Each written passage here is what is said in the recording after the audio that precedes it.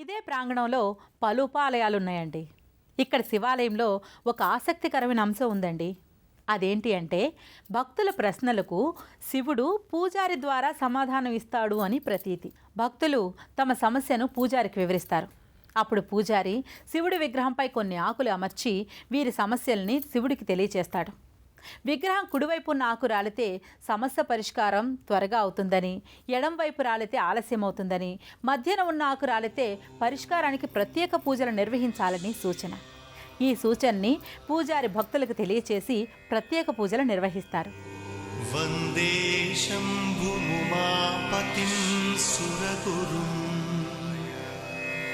వందే జగత్కారణం వందే పన్నగభూషణం మృగధరం వందే పశు. శ్రీ మహాలక్ష్మి దర్శన అనంతరం భక్తులు ఉప ఆలయాలు సందర్శిస్తారు. ఈ మందిరంలో ప్రసిద్ధి పొందిన అంశం పూజారి భగవంతునితో మాట్లాడడం. భక్తులు టోకెన్ తీసుకుని వేచి ఉంటారు. పూజారి భగవంతునితో మాట్లాడడం ప్రారంభించి భక్తులను పిలుస్తాడు.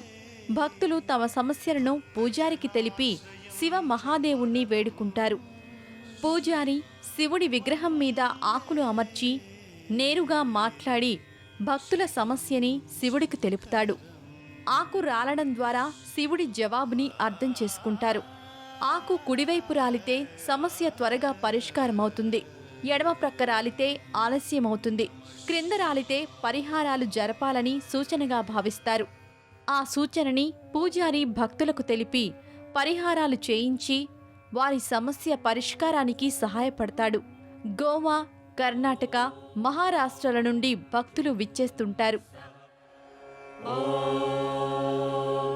త్రయంబకం యజామహే సుగంధిం పుష్టివర్ధనం ఉర్వారుకమివ బంధనాన్ మృత్యోర్ముక్షీయమామృతా.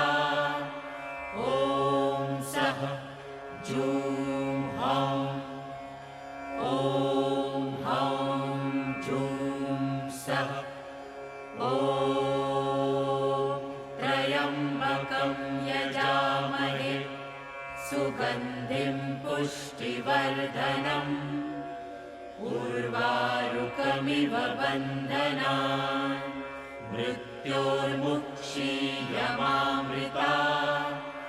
ఓం సః జూం హౌం ఓం హౌం జూం సః.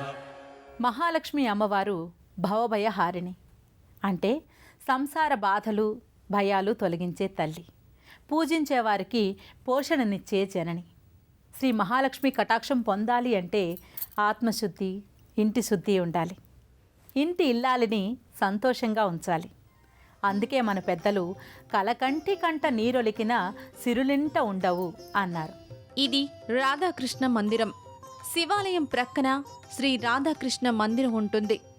రాధాకృష్ణుల మూర్తులు ముగ్ధ మనోహరంగా దర్శనమిస్తారు. శ్రీ మహావిష్ణువు జగన్నాథుడిగా, శ్రీ వెంకటేశ్వర స్వామిగా వెలసిన క్షేత్రం అనంతాద్రి.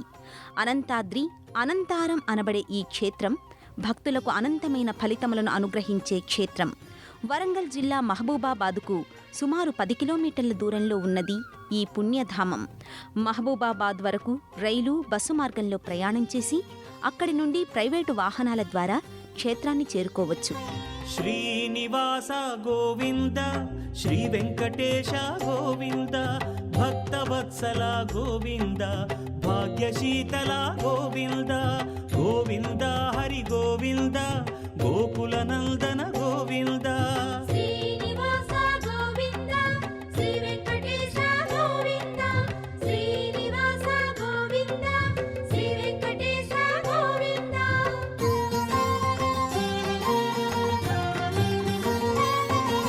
శ్రీరమాలోల గోవింద, క్షమాసాగర గోవింద, గోవింద హరి గోవింద, గోకుల నందన గోవింద. శ్రీనివాస గోవింద, శ్రీ వెంకటేశ గోవింద, శ్రీనివాస గోవింద.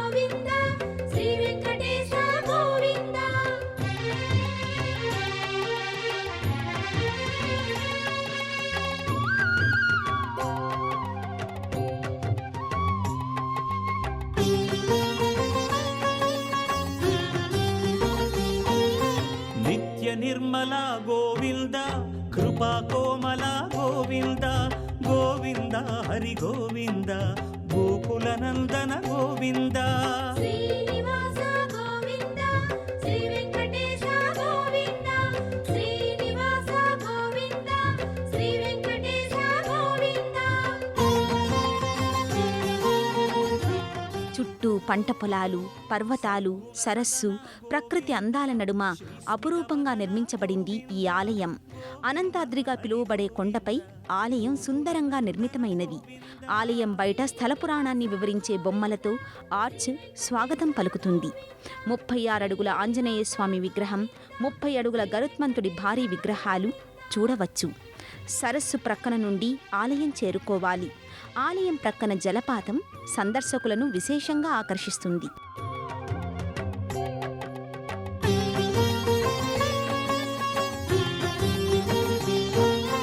వారిధి శయన గోవింద వారి జనయన గోవింద గోవింద హరి గోవింద గోకుల నందన గోవింద శ్రీనివాస గోవింద శ్రీ వెంకటేశ గోవింద శ్రీనివాస గోవింద శ్రీ వెంకటేశ గోవింద.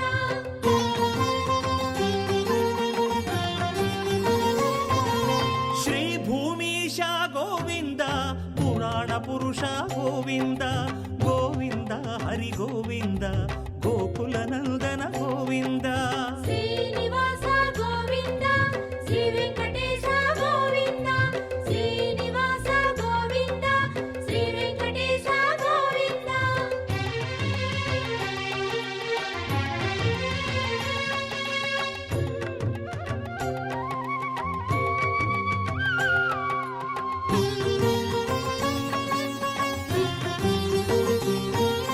'శ్రీ పురుషోత్తమ గోవింద సురవర సత్తమ గోవింద గోవింద హరి గోవింద గోకుల నందన గోవింద శ్రీనివాస గోవింద శ్రీ వెంకటేశ గోవింద శ్రీనివాస గోవింద శ్రీ వెంకటేశ గోవింద.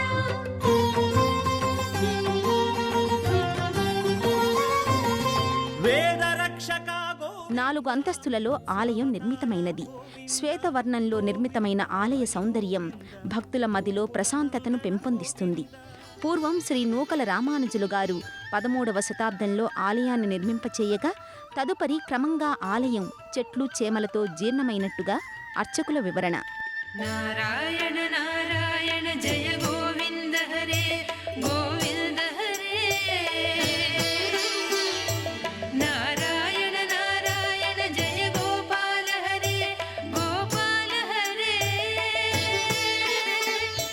నారాయణ నారాయణ జయ గోవింద హరే గోవింద హరే నారాయణ నారాయణ జయ గోపాల హరే గోపాల హరే.